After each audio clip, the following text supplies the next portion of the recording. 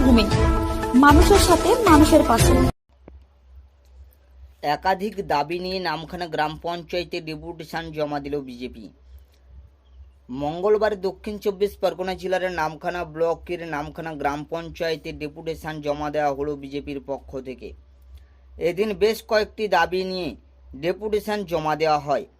এ বিষয়ে বিজেপির মন্ডল 5-এর সভাপতি অনুপ সামন্ত বলেন, আমাদের যে দাবিগুলো ছিল উনি অকপটে স্বীকারও করেছেন যে আগামী দিনে যা ভুল হয়েছে আমরা আগামী দিনে আপনাদের সঙ্গে সহযোগিতা করে সঠিকভাবে চলার যে পথ সেটা উভয় পক্ষ আলোচনা করে এতদিন যে উনি একতরফা তার দলীয় লোকদেরকে নিয়ে কাজ করেছিলেন সেটা তো আমাদের প্রথম দাবি ছিল।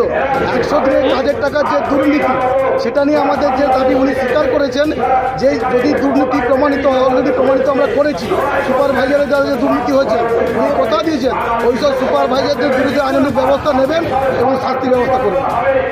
এর পাশাপাশি এদিন একটি যোগদান সভাও করা হয়। এখানে সিপিআইএম ও তৃণমূল থেকে বেশ কয়েকজন কর্মী এই সভাতে যোগদান করেন বলে জানা যায়। নামখানা থেকে সন্দীপ দাসের রিপোর্ট, বঙ্গভূমি নিউজ।